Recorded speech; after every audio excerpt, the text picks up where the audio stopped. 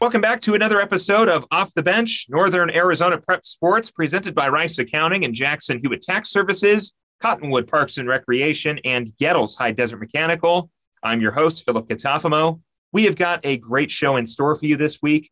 Later in the program, we'll be joined by Donald Curtis and Steve Ferreira of Karts for Kids to break down racing in Yavapai County, talk about the origins of their program and how you can participate. We'll then be joined by Lee Williams High School cross-country coach Joan Abraham. She'll discuss her expectations for state, what the team has to do to finish strong in their final meet of the season, and speak about the season as a whole. But on the other side of this break, we'll be joined by Prescott swim coach Bill Riviere to talk about how he's preparing his team for state, what area he would like to see his team improve in, and who we could see competing in state this year. All of that and a whole lot more coming up right here on Off the Bench. Stay with us. We'll be right back.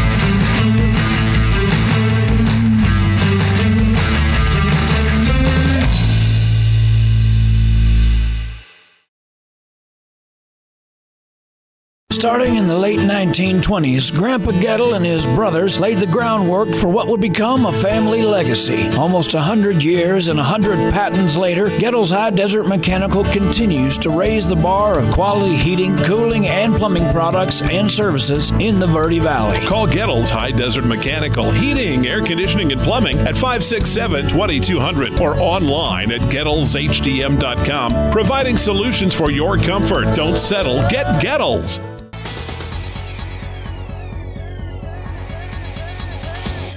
Welcome back to Off the Bench, Northern Arizona Prep Sports, presented by Rice Accounting and Jackson Hewitt Tax Services and Cottonwood Parks and Recreation. I'm joined now by Prescott High School swim coach Bill Riviere. Coach Riviere, it's been a while, but welcome back to the show. Thank you for having me. Well, we are very happy to have you.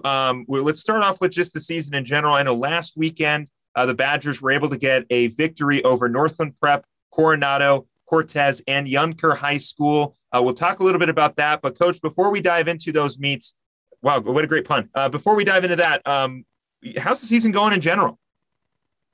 The season's going really well. At the beginning of the season against Thunderbird, we lost that, but it was really close. Thunderbird is a really good team. I wish we were able to play them a little later in the season rather than our first meet. And so on the girls' side, we lost by 20, and on the boys' side, we lost by 6. So we felt real good going into the season. And then after that, the girls haven't lost. They're 9-1. The boys are 8-2. They lost to Mingus by 2 points. But other than that, we've swam against some really good teams, and we were lucky to come out on top. But the kids are swimming really fast. Well, Coach, I know that, obviously this isn't the first time that the team has swam against Thunderbird or Coronado. Northland Prep, I believe you guys are 2-0 against Northland Prep and Coronado and a couple of those other schools. So I want to ask, obviously, let's say for basketball, you get a chance to play Bradshaw twice. So you kind of get an opportunity to go, okay, the first time we didn't shut down their shooters, but the second time we're going to have to make sure we close out on shooters. How about in the pool? When you're facing these multi-team meets where you're facing teams you've already swam against previously, how do you kind of prepare your team for the second go-around against another team in a different meet? Well, with swimming, you're only allowed to swim in 2 individual events and 2 relays, or 1 individual event and 3 relays. So it's up to the coach or the swimmer or whoever on what they swim. So for us, we have to try to figure out what event they're going to swim in and then how we're going to stack up against them. So I watch the invitational times, and I kind of see what they tend to swim in the invitationals. And then I try to put my swimmer that will compete well against that swimmer. But you can be off, and, I can think, oh, they're going to swim the 500, and he ends up swimming the 50 free. Mm. So it's difficult to match up or try to match up, even if you've seen them before. But you'll get some indication, like in relays and stuff, if they're a really good sprinter or they're really good at fly, that they may fly against us in the next meet.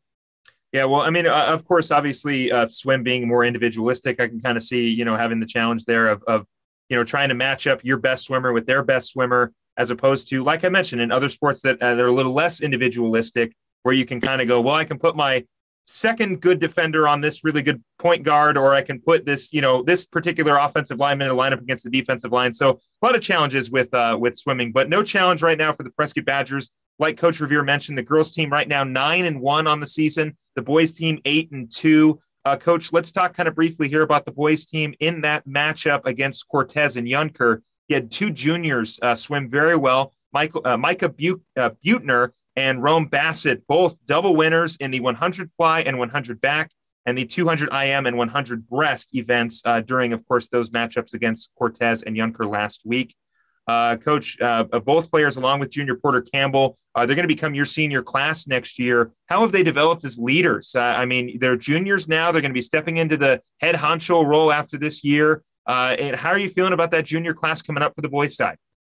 Well, our junior class is a big class. So we have 13 that will be moving on to be seniors for next year on both boys and girls side.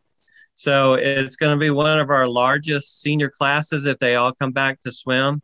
As far as Micah and Rome, they've played multiple sports. So they're leaders in other sports, and some of the sports that they play are team sports. So they kind of bring that team atmosphere to swimming, which is not necessarily a team sport in that, it's based on your time. We have events and, however you place, then they take score, but you're not, bodying up against somebody, or you're not hitting somebody, or right. You're not trying to work around this person. So, but they are tremendous leaders, even as juniors, and they've really helped secure our relays and bring that boys team together, as does some of our junior girls. They're doing the same thing. And so our class coming forward for our junior year, or for their junior, soon to be seniors, are going to be, I think, a really good class for us. Well, and that's good too. I mean, obviously, Coach, you just said the individual aspect of swimming, but you've got these kids who are kind of bringing in that team camaraderie. They're bringing in sort of the involvement of everybody. It's tough when everything's kind of on you. If you don't swim the relay correctly, or if you don't beat the lead swimmer, you have the feeling that maybe you kind of let the team down, because it's just you. Obviously, with other sports where there's a team aspect, you can kind of go, well, maybe it was just a handful of other factors that brought into, your struggles or whatnot. But swim, obviously it just feels so just you, it's on you. And it's great to have kids who are there to sort of take away that expectation, or maybe take away some of that anxiety of like, no, yeah, it's you in the pool, but it's us. We're all here. We're all on the same team here. We're racing for the Badgers. But Coach, on the girls side, Emma Jarnigan and Anwin Smith, both double winners as well. Who else performed very well in that last meet against Cortez, Yunker, Northland Prep, and Coronado? Well, Tally Gruwell, she's a senior. This is her first year on the team. She came from California. She's a water polo player. So we've kind of had to teach her how to competitively swim rather than water polo swim, which are different. But she's been a tremendous help for us. Emma, even from when she was a freshman to now, has just been huge for our team. And we put a lot of pressure on her to gel these relays. And a lot of times it'll be down to her in that relay she's got to go catch a girl, and beat her in order for us to either win the meet or gain those points. So Emma is huge. Anwin is a freshman. She's been a super surprise for us. She came out for swimming, and she's just each week gotten faster and faster and faster. She's in our A relays. And so, she's a big part of what we need to either go to state or to win our individual meets. Coach, we talked about that big junior class coming up, becoming seniors. You also have a good handful of seniors on the roster this year, including, like you mentioned, some new faces on the program. You mentioned Onwin is a freshman as well. 5 freshmen on the girls' side, 2 on the boys' team. How do you continue to develop this new crop of players, Coach? Well, a lot of it is just working with them. Some of these swimmers I'd never see before. Others I've had on club or are taking classes over at the Y. And so sometimes we get to see them or we get to coach them before they get to high school. But then there's always these surprises. And then kids that have never swam before, we give them some technique and they just flourish and they are just, they just really compete well. A lot of them are into other sports. We're getting a lot of wrestlers, that are prepping for their season, but they needed the low impact and, and high aerobic type of swimming and working out. And so we're teaching them how to swim and they're producing for us. Yeah, how interesting. Coach Collette's wrestlers finding their way in the pool to kind of prepare themselves for the season. Like you said, great cardio workout, great aerobics. Like you said, low impact. It's not like water polo. They're not competing chest to chest, arm to arm. But very good. You get a couple more wrestlers out there. It's interesting. I've never kind of factored in who might be some of those dual sport athletes. Like you mentioned, you've got a couple of kids who do play multiple sports and a couple of wrestlers in the pool as well. Do they float pretty well, Coach, or are they sinking like rocks?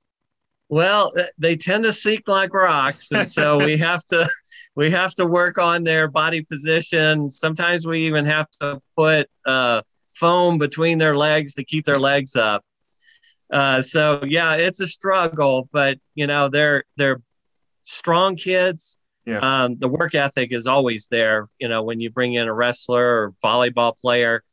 And so you're not trying to teach them how to compete. You're just teaching them how to swim. Right. Again, we were speaking with Prescott High School swim coach Bill Riviere. So far in the season right now, the girls program for the Prescott Badgers 9-1 on the season, getting really close to the start of state playoffs. I was going to say state qualifiers. We're getting really close to the start of state playoffs.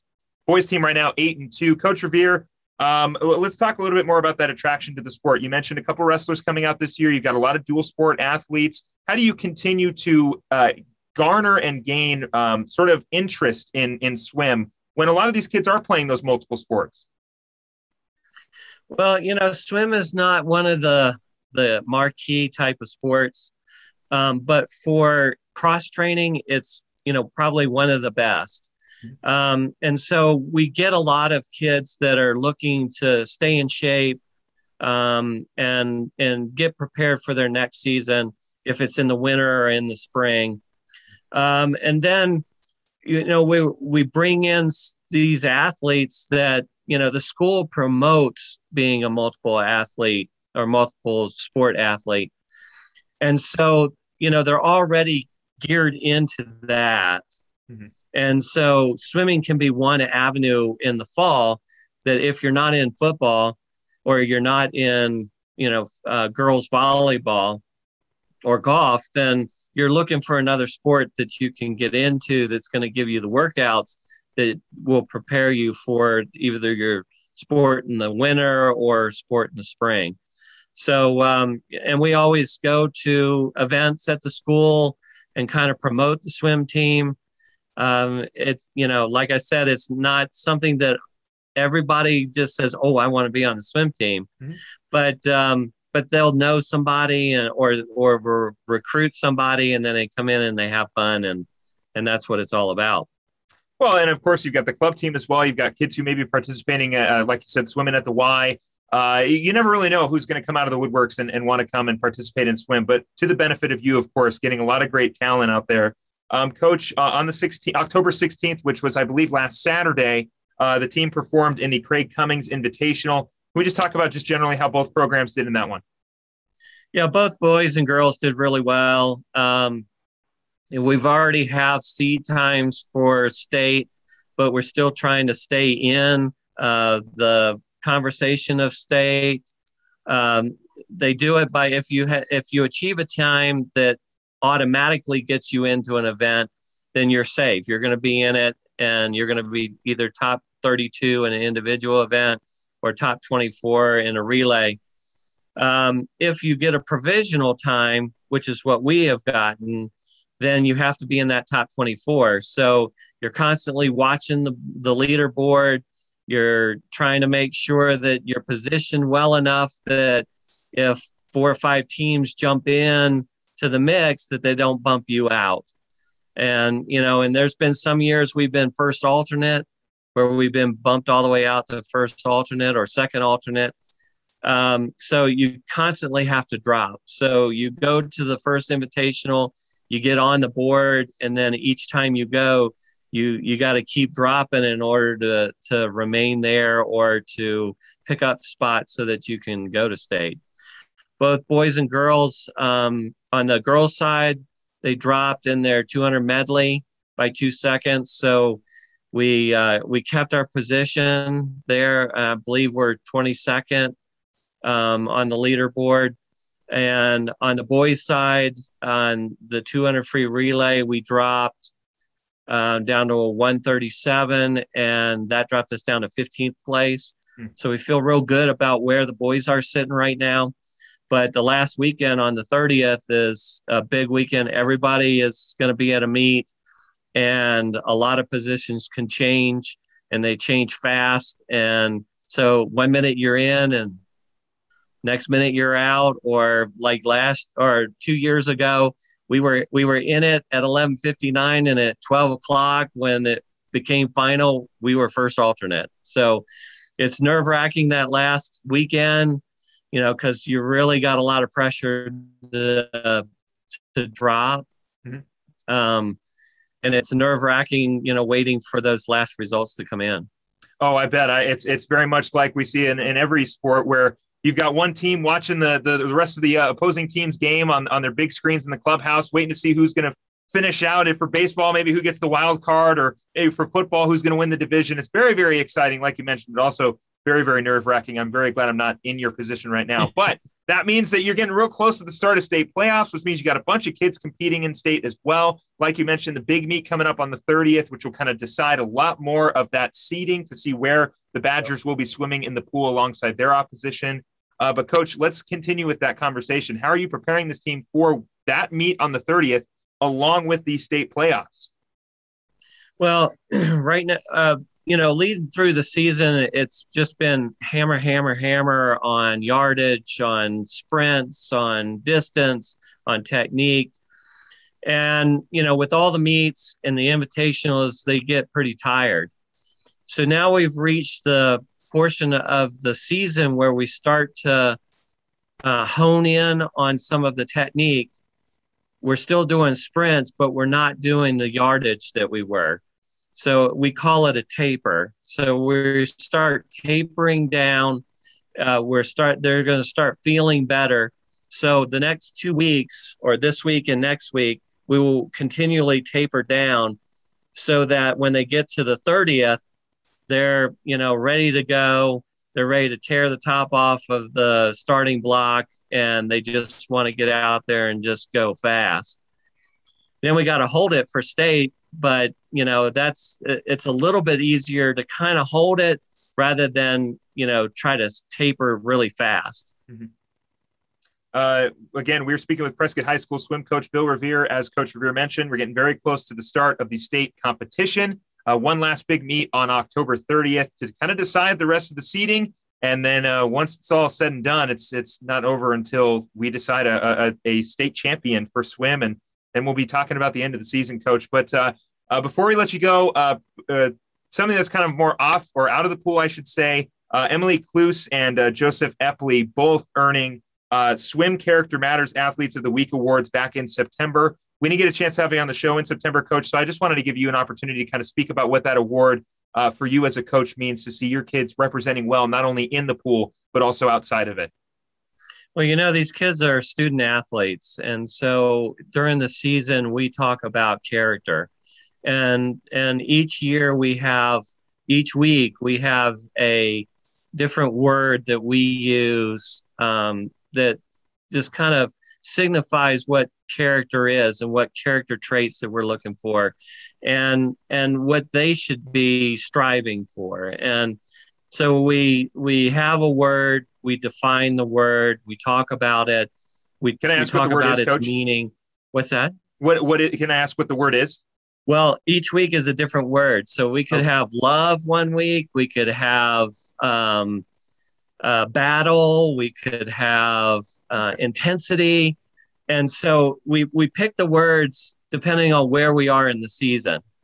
And so we define it, and then we want to see them use that in either meets or practice or whatever. And it could be, and they're different words. I think there's 16 words that we have each year under the Character Matters program. And so, we want to see them start to use those words and use them in their regular life, their school life, their athletic life. And then because we're trying to create good kids with character when they leave high school and they go off to college or whatever, we really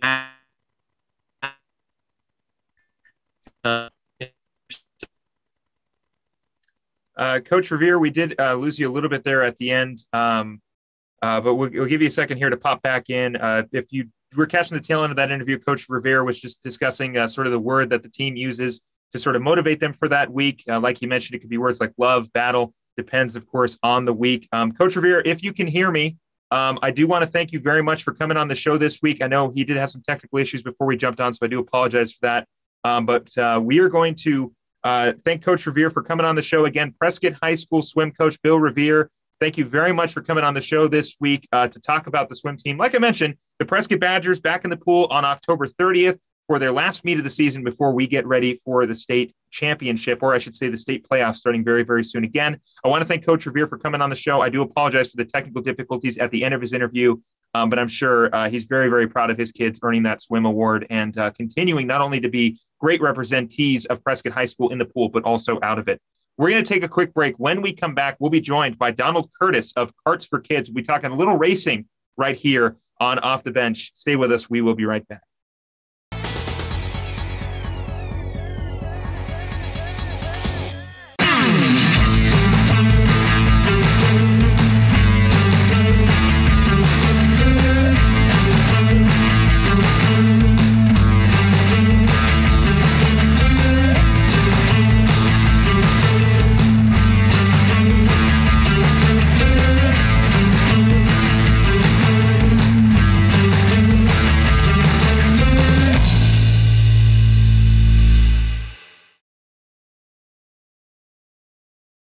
Two things we can count on every year: a new set of tax rules and great weather here in northern Arizona. Jackson Hewitt Tax Service, locally owned and operated by Lewis Rice since 1997, is here for you all year long. Your neighborhood Jackson Hewitt Tax Office will help you in all of your taxing situations. Electronic filing is always free with your tax preparation at Jackson Hewitt Tax Service. Get more in return. Call 1-800-234-1040 for an office near you.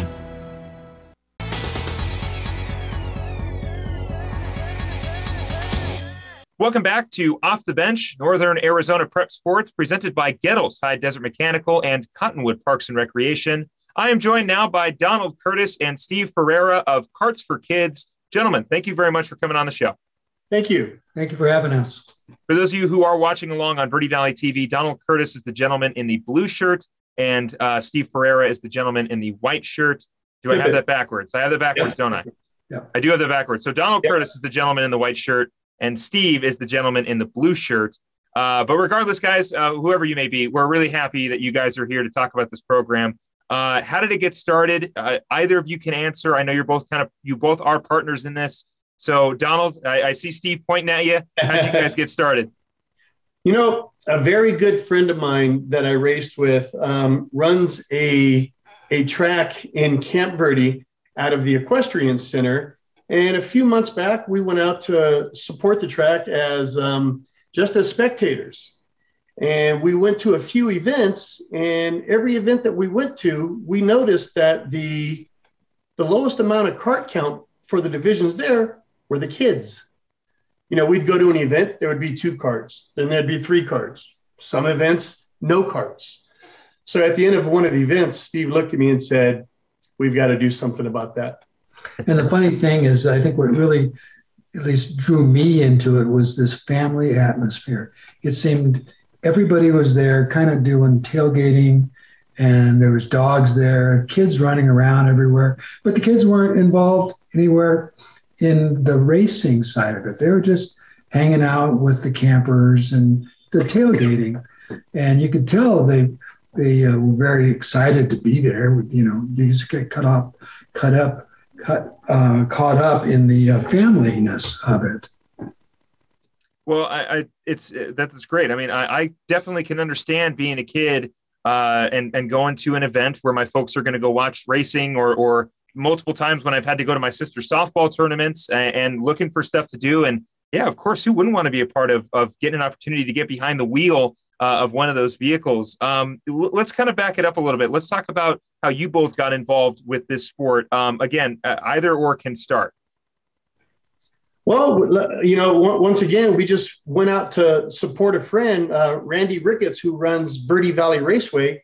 And that's where we got our start in this sport. There's a lot of history. I've spent a lot of laps and a lot of years behind the wheel of a race car, and it got too big for me too fast, and I was more interested in taking a step back and getting out of the car. Okay. What can you guys say to sort of the longevity of learning how to participate in this sport? I mean, what kind of long-term benefits does it have? Well, we started with just the core wanting to just bring young people into this sport. Okay, so it was just really basic. How could we get more young kids, to just want to bring in more people from the lower ages? And we've never had a business before. We're neighbors, known each other almost 2 years, and we're very, very good friends. And we do razors together and stuff like that. And we just thought that, man, is there a way we could give back to the community to get people into this? Because it's an inexpensive sport, but on the other hand, if you got 2 or 3 kids, how do you really get those kids onto the track? And if you're a parent, feel safe that, you got good equipment, you got good training. And that's where Donald comes in as being a previous racer. So we decided, let's get a whole bunch of carts. Let's get 4 or 5 carts, and we'll just donate them to this Karts for Kids Foundation, and just let them come out and drive. Donald will teach them. We supply the helmets, the neck braces, the gloves, everything you'd need. And Donald's just expert as far as with kids and the safety and the flags and everything. And it, after just 2? Yeah. 2 events?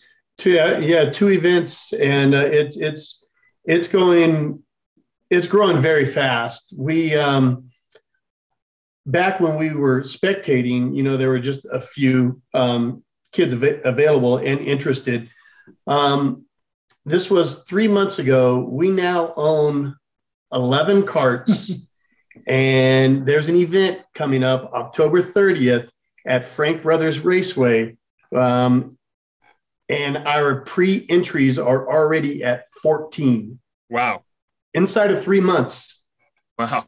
Well, talk about growth. There's definitely interest here in the Verde Valley. As you mentioned, we've got the Verde Valley Raceway. There are races that go on there all the time. And of course, there is, like you mentioned, there's obviously a want here for people to participate in racing. There are kids who want to be a part of this program as well. Let's break it down like this. What are you guys in need of regarding equipment, donations, volunteers, board members? what are you guys kind of looking for right now? I know you mentioned you got 11 carts, but of course you're going to keep growing. So where are you guys at right now in terms of need? In terms of need, I know volunteers are difficult to come by because everyone that we know within the sport is involved in the sport at their own level. So to find someone that's willing to help that's not already there for a reason has become a challenge for us. So we would like, one or two individuals to, be able to travel with us to the tracks just to help us with the kids and setting them up and, getting the carts going and checking the carts out and setting up canopies. Because I'll tell you, once we hit the track, I am pulled in 7 million directions. And it's at times can be a little overwhelming. Yeah. Oh, I bet, especially being the head honcho, the guy with the most experience in terms of racing. Again, we're speaking with Donald Curtis and Steve Ferreira of Karts for Kids. Donald, you mentioned you had previous experience driving. Can you just kind of take us in a little bit of the anxiety or just sort of the adrenaline rush that you get getting an opportunity to race? Yeah, adrenaline. I'll tell you what. I started out in the 4-cylinder class in a little Ford Pinto. Okay? Oh, man. And I remember back then, you're it's an entry-level class. So, I remember sitting in stage and thinking to myself, oh, my God, what am I doing? And it was nothing but a 4-cylinder class. And, the adrenaline, you get going around the track and it seems to go away, when the green flag drops. And I have worked my way all the way up into a dirt late model. That was a lot of fun. Very fast, very strong cars. I guess 8 or 9 years into a race car. And when you reach the top level, it started to become more work than fun. The fun went away and the pressure to perform, to help pay for the sport kind of took over. So I took a step back because I wasn't having fun. Right. And of course you want to have fun. And like you mentioned, there's sort of the business aspect of it. And then of course the exciting fun part, and you guys are sort of pushing the fun a little bit more towards the front with Karts for Kids, giving these kids an opportunity to get behind the wheel and do a little driving themselves. Let's talk about participation. What age ranges are you guys looking for? Youngest to oldest? Do you need previous driving experience? I know not a lot of 8-year-olds have driving experience, but I'm just curious, who's participating in Karts for Kids? Yeah. So that's the fun part, putting a 7-year-old in a cart that you tell them, okay, this pedal makes you go, that pedal makes you stop, and okay, let's go try this. And yes, there have been flagmen been run over and oh man, runaway carts because they're learning. And so what we like to see is starting at age 7 to 12. That is considered the novice division. And from age 12 to 14 is considered the expert division. We were forced to split the kids once the numbers got this high. Mm-hmm. Once you can't just put 14 carts on the track with such a wide variety of talent level. And there's a particular 7-year-old that me and Steve sponsor. His name is RJ. His talent level is just amazing. At 7 years old, we had to bump him into the expert class. Now, Donald, can you give us a little bit of an idea of what you mean by an expert? Because a lot of people might think we're talking about go-karts, just like you said, very straightforward, drive, stop. But when you say expertise in this, when you're obviously talking about a kid who's got a lot of potential, what are you specifically looking for? Well, the expert kids are kids that can, if you were to put a typical expert kid on the track with a typical novice kid, the expert kid, his skill level is so advanced that when a novice kid does one lap, the expert kid will probably lap him 3 or 4 times within that one lap. And that can get dangerous. When a cart is and embarrassing that fast, coming at a novice child that might lose control. So kind of spook them. Yeah. For safety reasons, we had to separate them. Oh, okay. Well, Well, you always want to be safe, of course, especially coming regarding the driving. I know a lot of you said the flagsmen have happened to maybe get bumped a couple times out on the track when you got a couple of little kids just learning the sport. But, how do you guys kind of approach a new driver? You talk about the age group from 7 to 12 is your novice, you're starting. Maybe you've got a little bit of experience from previous attempts, but now what about somebody who's brand new? I mean, how do you guys kind of get them started? Well, we like to see the ages at 7 to actually compete. We've had 5 and 6-year-olds in the karts, but we will only do that we have training sessions that we conduct at Frank Brothers Raceway in Chino Valley. Matt Frank out there is nice enough to open up his facility to us. And we carry on a training session. We had one this last Sunday and we had 16 kids show up. Yeah. Wow. And this is where the 5 and 6-year-olds can get on the track by themselves. Yeah, no competition. And no just pressure. We teach them the ins and outs of how to operate a kart safely, what the colors of flags mean that they have to pay attention to. Right. And a real young child that's never been in one, we'll actually take them out to the track in the kart and we'll push them and have them show us that they know how to stop it. Because the little guys, until they've done it a little while, some of them will panic and they think stopping, oh no, I've got to come to a stop. Both feet will go to the floor. Oh, okay. And at that point, the accelerated pedal overrides the brake pedal and flagmen are running for their lives. More than likely. It definitely sounds like a very exciting time when you get an opportunity to do that in an environment that feels so safe, but it has so many opportunity for failure. Again, we were speaking with Donald Curtis and Steve Ferreira of Karts for Kids. Gentlemen, I just kind of want to briefly, before I move to the next question, where can people go for more information? Is there a website? Is there a Facebook group? Where can people go if they want to learn more? We are on Facebook at Karts for Kids in Arizona, and we just opened a website, kartsforkidsaz.com, and that website is under construction. We're still putting it together. We want to be able to everyone to see schedules. We want people to be able to reserve a spot for a training session. And this thing is only a couple months old, Philip, and it's really becoming overwhelming at this point. I mean, we got 11 karts and, between the two of us, repairs and maintenance and tires, and it can be overwhelming, making sure they're all ready to go. Well, and let me reiterate that then. If you yourself have some expertise and would like to help these guys out with maintenance or even just organization in terms of, like we said, volunteers, donations, and stuff like that, please visit their Facebook page, Karts for Kids AZ on Facebook. That is Karts with a K, and help these guys out. If you've got some knowledge on this stuff, it's a great organization, and they're starting to build up that excitement for racing here in the Verde Valley and hopefully throughout Yavapai County. And throughout the whole state of Arizona. This could be, gentlemen, the start of the new epicenter of future NASCAR, NHRA, amateur funny car, all that stuff. This could be the new epicenter of the future of racing if we keep building like we're building. Yeah. I mean, we're dedicated to it. I mean, there's times I work a regular 40-hour week, and there's times I come home and I put 30 more hours a week in the shop in the karts. Yeah. And me and Steve are currently looking for an acre or two to develop our own training center to where we don't just put a kid in a kart and put them out in a competitive field.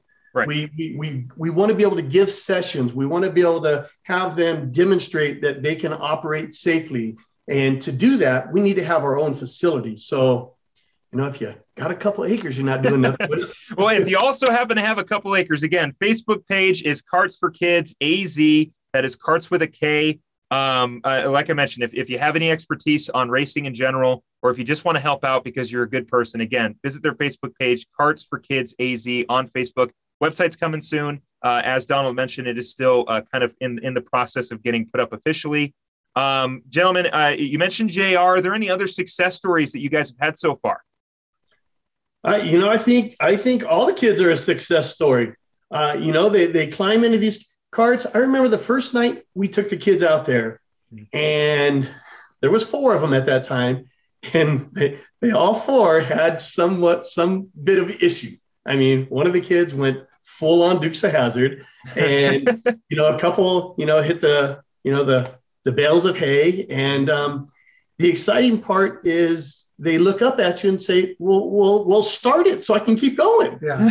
So I think every kid we put in these karts is a success story. But if you get a chance to come out and watch a race, the expert kids, including RJ, he's phenomenal. I get an enjoyment out of watching the kid on the track by himself.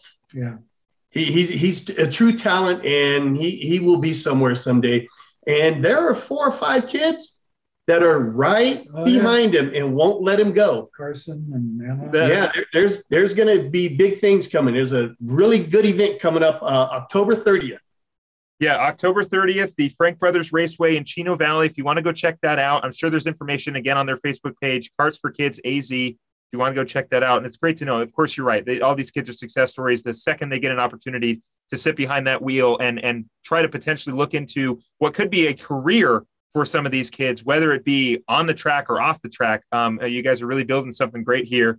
Again, if you want to help out, if you have any expertise, any knowledge, anything you can provide to them, Facebook page, Karts for Kids AZ, Karts with a K, of course.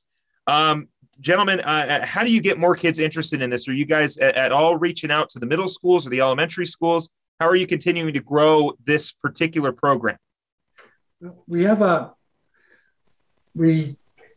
kind of just a idea and a goal that we want to bring in Prescott into this. Mm-hmm. We want to bring in Prescott Valley. We want to see this open up, out to maybe even the Navajo group, the YMCA, just to let kids know that this is an opportunity.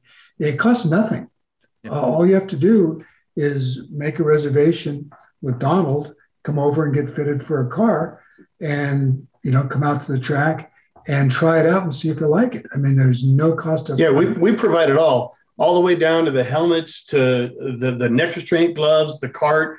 It costs these kids nothing to come out and have a good time. Yeah, and that's great. You had mentioned, Philip, that you guys reach as far as Flagstaff, and that's an untapped market. They don't have a track out there, and the Verde Valley is not even an hour down to 17. So let's get Flagstaff kids down here. Yeah, well, you guys know who to contact if we want to get the word out, definitely with that here at Yavapai Broadcasting. But I agree. I think getting the word out is great. This particular episode will air in the Flagstaff area. So like I mentioned, anybody who's interested, please, Facebook page is Karts for Kids AZ. Again, Karts with a K. And like Donald said, if you're in the Flagstaff area, or even if you're up in the Page area, like Steve said, come on down and learn some racing. Learn how to be a driver if that's something you might want to check out, or just if you want to help out and volunteer. Again, the Facebook page, Karts for Kids AZ.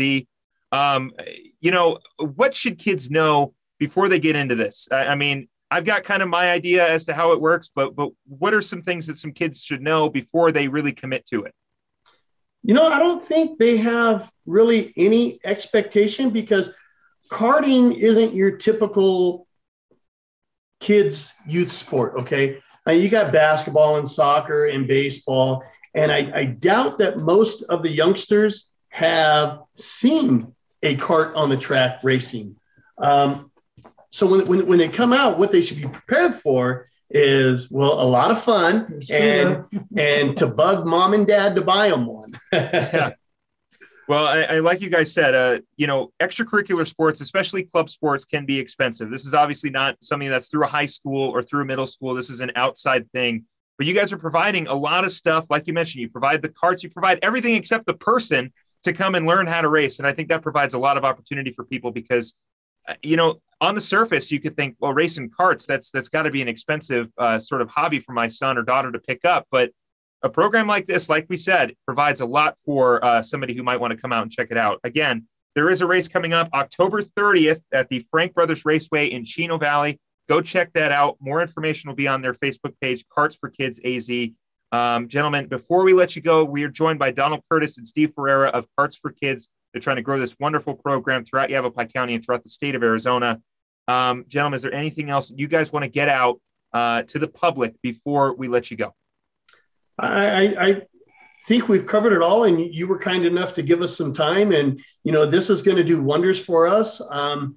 We just need to get our name out there. We need to, your typical youth sports, every parent out there knows about baseball and soccer. We want them to know about us. We want to give the kids a different option, and at no cost to the parents, and if it's something that, the kids want to further pursue, then, and that has happened 3 times already. 3 children have gotten in our karts and have wanted to go forward with it. And we helped mom and dad get him into a kart. Now they're in their own. That's awesome. And like we said, that's where it starts. That's where you build that passion. Steve, same question to you. Is there anything else that you want to get out? And also, what's your dog's name? That was Scooter. That's Scooter, our little beagle. Only that there's one thing that all of the motors have the same horsepower. Donald builds these cars be as safe as possible. But when you're out there, it's not like somebody's going to have a bigger gun than you. So all the motors are the same horsepower. And it's just a matter of you being able to learn how to work the track, find the line, use your momentum. Because if you just put them side by side, they're going to go the same speed. Right. So yeah, they're identical. It really becomes some talent where then you start seeing somebody getting an edge because they're learning how to read the track. And it's exciting that nobody can come out there with a big blown Hemi and take away the race. Well, go ahead. It's gotten so big that when we start the 22 season, we have to rework the rules because really there wasn't any. Before this there was the same 2 or 3 kids showing up, and really it was just, here kids, go have fun. But now it's pretty big that guidelines and rules are going to have to start being enforced. Well, gentlemen, I thank you very much for coming on the show. I hope that we help you out in any way. Again, if you want to check out their Facebook page, it's Karts for Kids AZ, Karts with a K. Go check that out. Again, if you're interested at all in either racing or just helping out in general. They've got a race coming up October 30th at Frank Brothers Raceway in Chino Valley. If you are in the Chino Valley area and you want to just get an idea of what we're talking about, how it looks, go check that out. Again, October 30th at the Frank Brothers Raceway in Chino Valley. Ages start at 7 and they cap out at 14. Donald Curtis, thank you very much for coming on the show. Steve Ferreira, thank you very much for coming on the show. Scooter, thank you very much for coming on the show. If you guys have a 25 and up age class, let me know. Other than that, Hey, Philip, be careful what you wish for. We have an adult class, and I'll put you in a cart whenever you're ready. Oh, man. Oh, maybe that'll come up on an episode of Off the Bench at some point. But we'll hold that expectation for some other time when I talk to some producers and possibly my mother. But gentlemen, thank you very much again for coming on the show. Facebook page, Karts for Kids AZ, Karts with a K. We're going to take a quick break. When we come back, we'll hit a different track, the cross-country track, with Bradshaw Mountain High School cross-country coach, Joan Abraham. Stay with us. We'll be right back.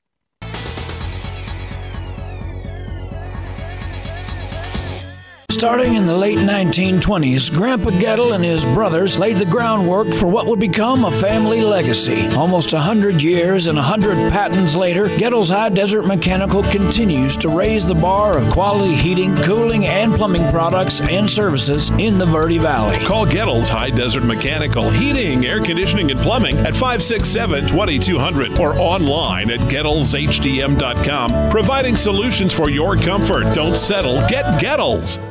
2 things we can count on every year: a new set of tax rules and great weather here in northern Arizona. Jackson Hewitt Tax Service, locally owned and operated by Lewis Rice since 1997, is here for you all year long. Your neighborhood Jackson Hewitt Tax Office will help you in all of your taxing situations. Electronic filing is always free with your tax preparation at Jackson Hewitt Tax Service. Get more in return. Call 1-800-234-1040 for an office near you.